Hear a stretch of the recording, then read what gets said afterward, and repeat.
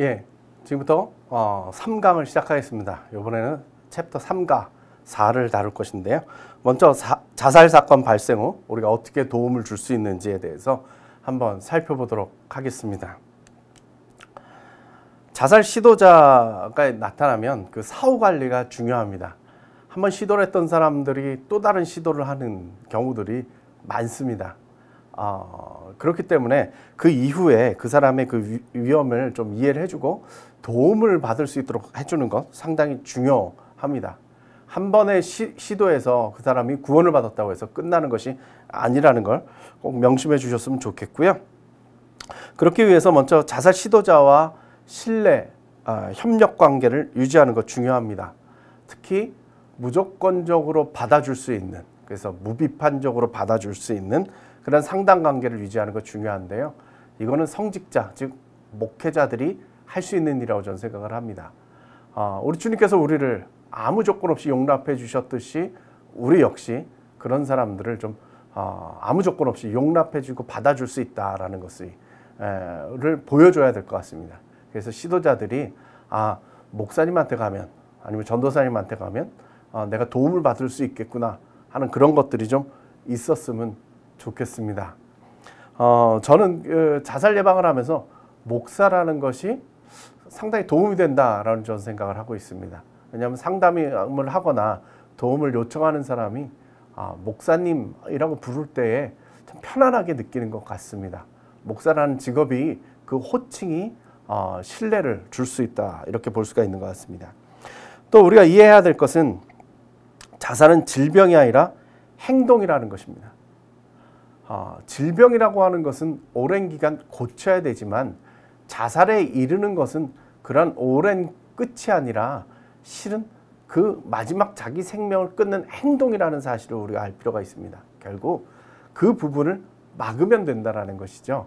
그리고 그 행동을 하면 안 된다는 것을 당사자에게 알려줄 필요가 있습니다.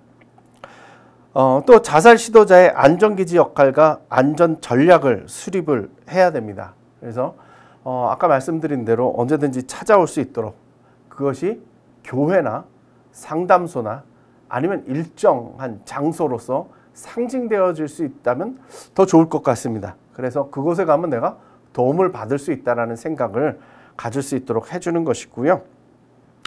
또 하나 우리가 기억해야 될 것은 한 번 상담이 끝나고 내지는 한 번 도움을 주고 끝낼 것이 아니라 주기적으로 연락을 하는 것 상당히 중요합니다.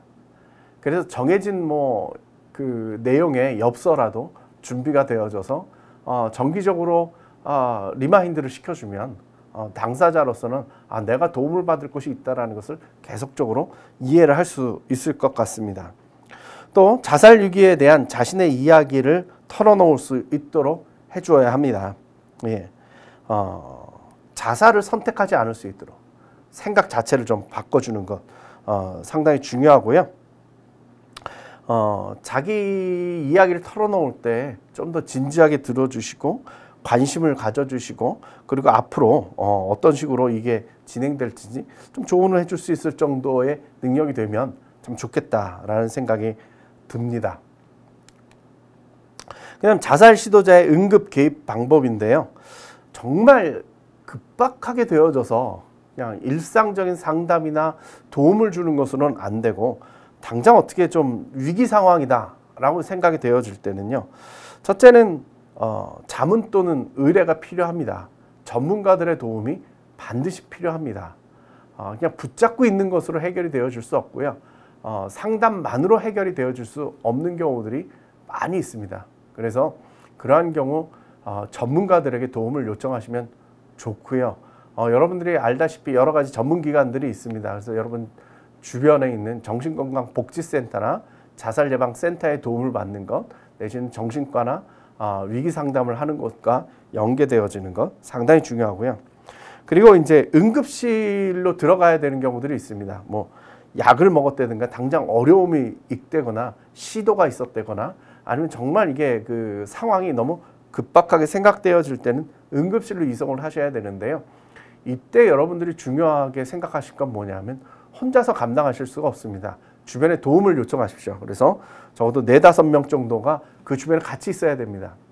저희들이 어떤 상황들을 보면은 정말 한두 명이 지키고 있다가 뭐 연락 주고받고 뭐 하고 이런 사이에도 자살 시도가 다시 일어나는 경우들이 꽤 있었습니다. 그래서 적어도 4-5명 정도가 막아야 되고요. 특히 위급 상황 속에서 시도를 하려고 달려들 때 힘으로 못 당하는 경우들이 있습니다. 그럴 경우 붙잡을 수 있도록 정말 실제적으로 그 상황 속에서 사람을 붙잡아야 되는 경우도 있기 때문에 여러 사람이 좀 필요하고요. 회복되어질 때까지 완전히 퇴원하고 퇴원 이후까지도 지켜볼 수 있도록 좀 이렇게 여러 사람들이 가족들과 또 도움을 받을 수 있는 사람들의 도움을 요청하시는 것이 좋습니다. 그 다음에 응급실에서의 조치인데요. 그곳에 가면 물론 의사 선생님들이 잘 조치를 해주실 거고 그 간호 인력들이 잘 조치를 해주실 것입니다. 그 가운데서도 이 정신과하고 연결되는 것 상당히 중요한 부분입니다. 그 응급실 위기 대응 대책들이 있으니까요. 한번 좀 더 숙지를 하시고 도움을 요청하시면 좋을 것 같습니다. 그리고 입원 조치하는 것, 이거 상당히 중요한 부분이고요. 가장 효과가 좋습니다. 주변의 환경하고 단절돼서 그리고 직접적으로 이렇게 감독을 하고 볼 수 있도록 하는 것, 그리고 이러한 위험에서부터 좀 차단되어질 수 있는 그 공간이 된다는 것 상당히 중요하고 당사자한테도 많이 도움이 됩니다. 안정이 될 수밖에 없기 때문에 그렇습니다. 그래서 입원할 수 있다면 그 가장 큰 위기에선 입원을 상당히 권하고 있습니다. 그 기간을 통해 가지고 자살의 어떤 그 위험한 순간들을 좀 한번 넘길 수 있는 그러한 경우가 있습니다. 하지만 뭐 입원이 뭐 맞는 키는 아니니까 이후에도 좀 지켜보실 필요가 있고요. 그 다음은 이제 그 시도자뿐만 아니라 자살 유가족에 대한 사후 관리도 상당히 필요합니다. 자살 유가족들이 실은 자살 위험이 가장 높습니다. 일반인들의 8배라고 합니다. 여러분들이 가끔씩 들어보셨을 건데 자살이 한번 일어나면 주변 사람들에게 이렇게 연결되는 경우들이 있습니다. 그래서 가족 가운데서 자살이 이렇게 연쇄적으로 일어나는 경우들이 있습니다.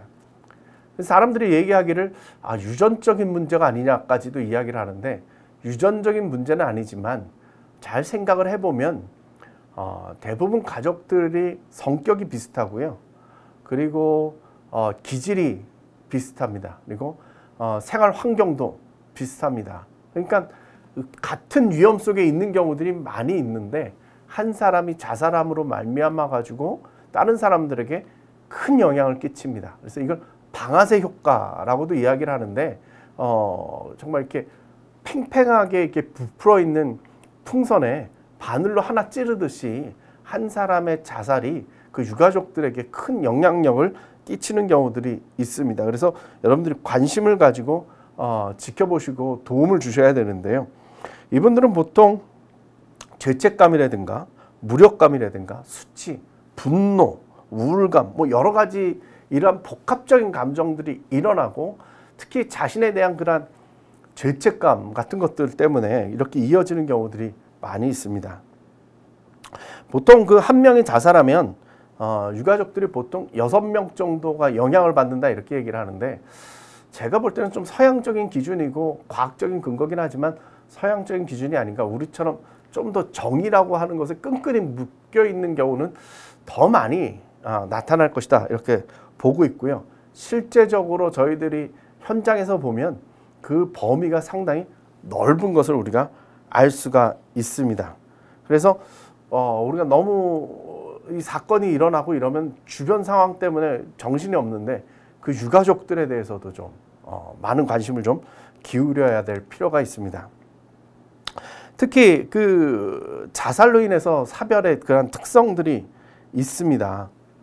물론 우리도 경험하기는 우리 가족이 죽으면 거기에 영향력을 크게 받죠.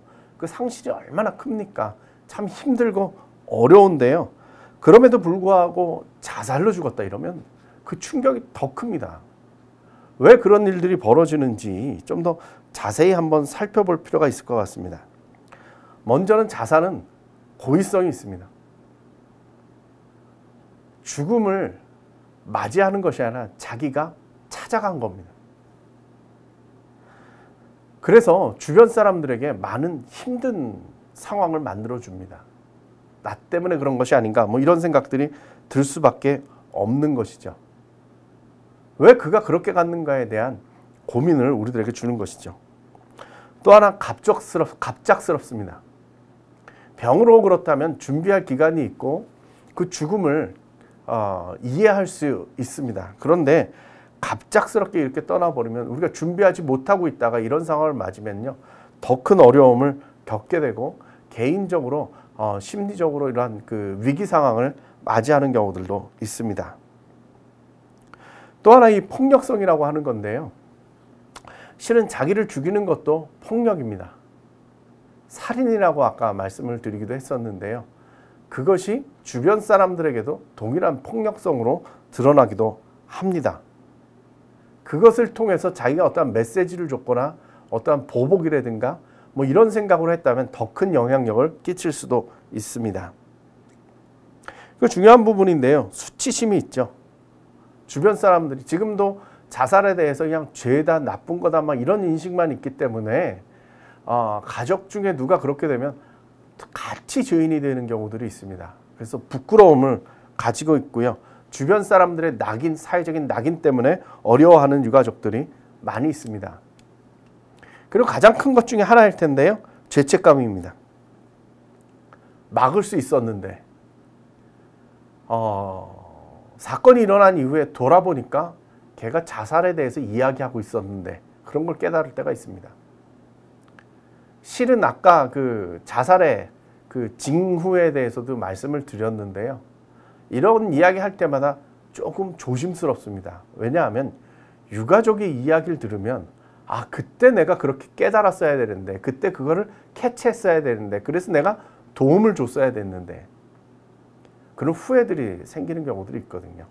그런 죄책감들이 유가족들에게 많이 지배하는 경우들이 있습니다. 그리고 짧은 장례의식인데요, 장례라는 것은 이별의 의식이지 않습니까? 근데 이거를 갖다가 자살인 경우는 장례를 안 치르는 경우도 있고 그냥 하루 해가지고 끝내는 경우들도 있고, 정말 이 이별의 의식을 너무 쉽게 지나가기 때문에 실은 마음의 그러한 그 정리가, 애도의 과정을 거치지 못해서 나타나는 어려움들이 있습니다. 그 다음에 왜곡된 의사소통이 있는데요, 또 가족들끼리 또 서로 너 때문에 그렇다고 이렇게 떠넘기는 경우들이 있습니다. 그래서 그러한 그 어려움들이 있고요. 그리고 사회적인 격리가 생기는 경우들이 있습니다. 저 사람 자살 유가족이야. 그러면은 뭐 낙인을 찍는 나쁜 경우도 있지만 실은 의도치 않게 어떻게 대해야 될 줄 모르기 때문에 그 사람하고 가까이 하지 못하는 경우들이 있습니다. 그래서 사회적으로 좀 격리되어지고 고립감을 느끼게 되는 그러한 경우들이 있습니다. 자살 유가족의 비정상적인 반응과 대처인데요, 첫 번째는 자살에 대해서 침묵을 합니다. 예. 마치 없었던 것처럼 생각하는 경우들이 있고요. 아까 장례의식이 그냥 빠르게 지나가 버린다는 얘기도 했었는데 그런 경우들이 있습니다. 그래서 이런 것도 옳지는 않다라고 저는 생각을 하고요. 그리고 비밀인 경우가 있습니다. 얘기를 안 하는 거죠. 가족들 간에서도 서로 너무 괴롭기 때문에 말을 안 하는 경우들이 있습니다. 제가 전에 어느 고등학교에 가가지고 이 자살 예방 교육을 시킨 적이 있었는데요. 자살 원인에 대해서 뭐 다양하게 얘기를 했었습니다. 특히 40, 50대 남자들의 자살이 많은데 거기에 대해서 집중적으로 얘기를 했었던 적이 있습니다. 그랬더니 어느 학생이 찾아왔어요. 자기 아버지가 자살을 했다는 거예요. 그러면서 저한테 해주는 얘기가 아버지가 왜 자살했는지 이제 이해를 할 것 같아요. 이렇게 얘기를 하더라고요. 아버지가 왜 자살을 했는지 식구들이 이걸 비밀로 생각하고 말을 안 하니까 어린 학생 입장에서는 이해를 못했다라는 겁니다. 이런 식으로 지내다 보면 서로 간의 이 비밀 속에서 각자의 상상력만 늘어나고 있기 때문에 더 큰 위험을 가져올 수도 있습니다. 그 다음에 현실을 받아들이지 못하는 경우들이 있는데요. 이런 경우도 상당히 그 애도의 과정을 통해서 마음의 치유를 하는 그런 과정들이 빠지기 때문에 어려움을 겪을 수가 있습니다. 자, 모방 자살을 막기 위한 사후 관리 지침이 필요한데요. 첫 번째는 자살 유가족을 대할 때 정말 같은 마음으로 대해 주셨으면 좋겠습니다. 그분의 아픔을 우리가 함께 느끼는 그 정도 수준으로 경험해 주셨으면 좋겠고요. 동병상련으로 함께 그 마음을 나눠줬으면 좋겠습니다. 그래서 많은 경우 자조 모임에서 자살 유가족들이 위로를 받습니다. 그러니까 같은 아픔을 겪은 사람들끼리 서로 마음을 터놓고 이야기할 때 큰 도움을 받는데요.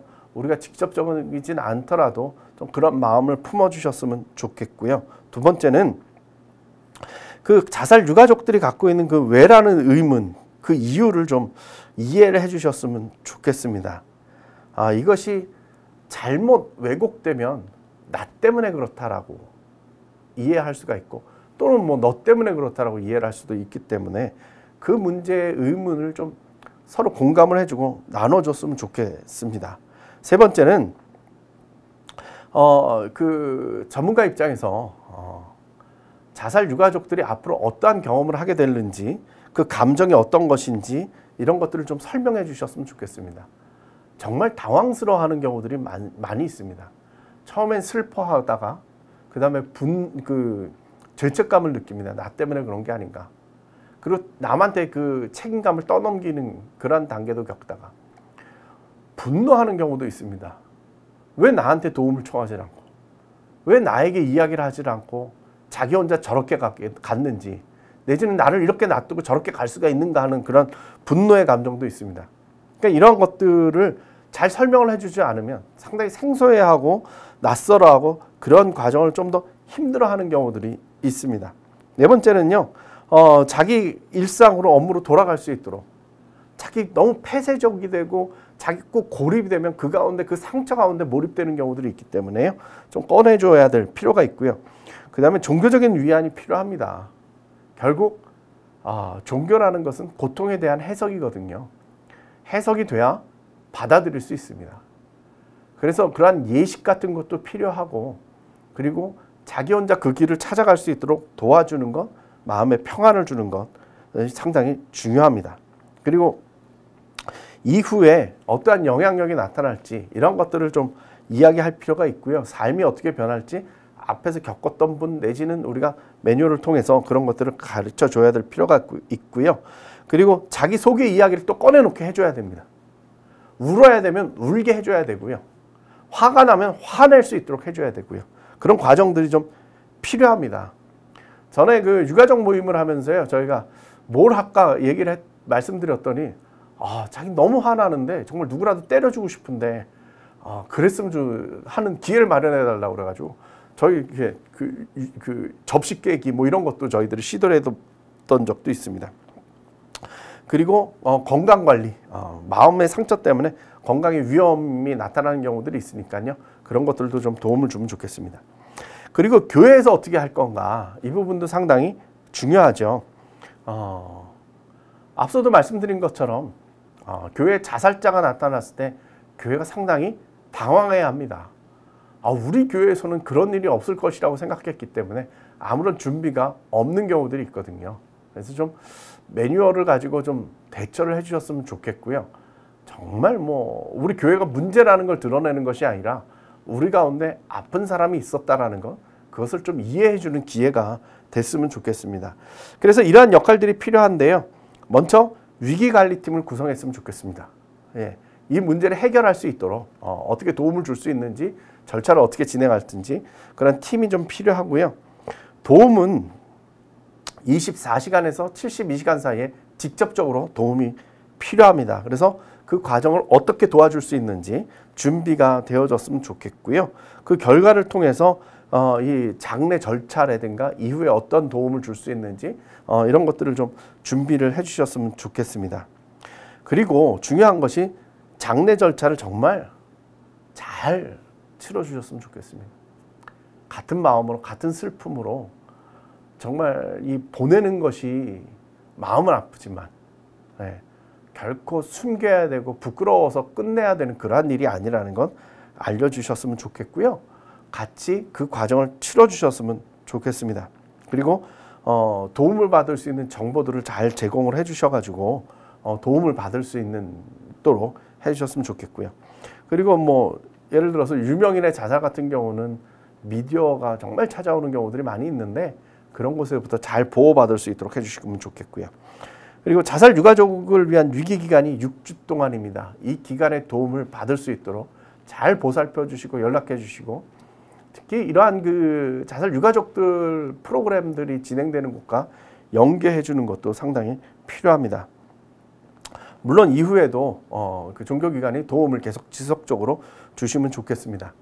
네, 저희 라이프호프에서는 유가족을 위한 프로그램이 진행되고 있는데요. 매월 마지막 주 수요일에 예배를 함께 드리고 있습니다. 유가족들이 장례 절차를 못 치른 경우들도 있고요.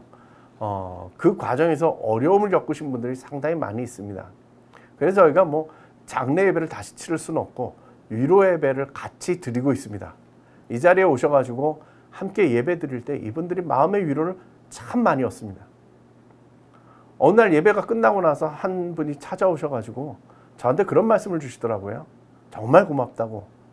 내가 평생 다녔던 교회에서도 장례 예식을 안 치러주고 함께 예배 드릴 수 없었는데 이렇게 한국교회 이름으로 함께 예배 드려 주시는 것이 얼마나 감사한지 모르겠다고 그 말을 들었는데, 그때 제가 정말 마음에 정말 뭉클함도 있었지만 다른 교회들에 대해서 그렇게 자살 유가족들을 냉대했던 교회들에 대해서 좀 안타까운 마음도 들었습니다.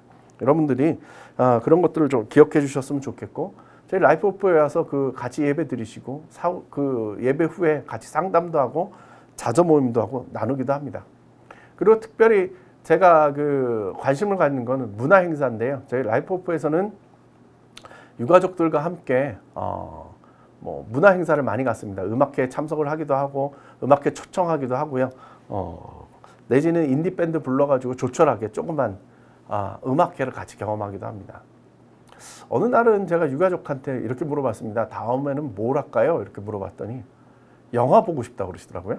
그래서 왜 그러신가 이렇게 물었더니 자녀를 잃으신 분인데 자녀가 그렇게 간 이후에 영화관을 한 번도 안 가봤다고, 유흥시설을 가는 것도 상당히 내 마음에 어렵지만 그 어둠 속에 들어가는 게 힘들다고, 그래서 같이 가면 좀 한번 가볼 수 있지 않겠냐고 그래서 같이 영화관을, 조그만 영화관을 빌려가지고 함께 그 유가족들과 함께 영화를 본 적도 있습니다.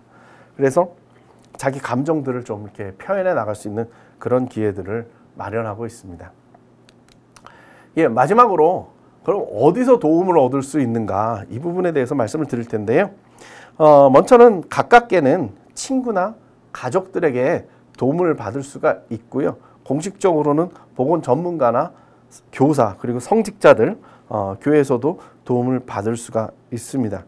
이러한 도움을 받을 수 있는 것들을 알고 있는 것은 상당히 중요하기 때문에 여러분이 잘 알려주시면 좋겠고요. 도움을 받는 것도 실은 훈련이 필요합니다. 이렇게 찾아가는 게 쉽지가 않죠. 그래서 이런 것들이 뭐 부끄러운 일이거나 안 좋은 일이라고 생각하지 않도록, 요즘은 우울증은 뭐 마음의 감기다 이렇게 이야기하기도 하고, 어려움을 겪는 거는 혼자만이 아니라 지금 다들 어려운 가운데 있는 거 아니겠습니까? 좀 더 어렵기 때문에 도움을 받는 것이라 잘 설명을 해주시면 좋을 것 같습니다. 그리고 특히 정신건강 문제 가지고 치료를 받아야 되고 전문가를 찾아야 된다는 것에 대해서 두려움을 갖는 분들 많이 있습니다. 그래서 이런 것들이 그렇게 큰 문제가 아니라 마치 우리가 병에 걸리면 병원 찾아가듯이 그러한 일이라는 것 좀 설명을 잘 해주시면 좋겠고요. 그리고 이러한 문제들이 많이 일어나고 있습니다. 그래서 좀 전에 앞에서 말씀드린 강의에서 말씀드린 것처럼 이런 도움이 받을 수 있다라는 것들을 잘 알려주시고, 그런 것에 대해서 기본적인 상식만 있어도요 어려움들을 충분히 극복할 수 있으니까요. 그리고 도움을 받고 연계해 줄 수 있으니까 그런 것들이 있었으면 좋겠습니다. 실제적으로 도움을 받을 수 있는 기관들이 있습니다. 먼저는 정부 기관인데요.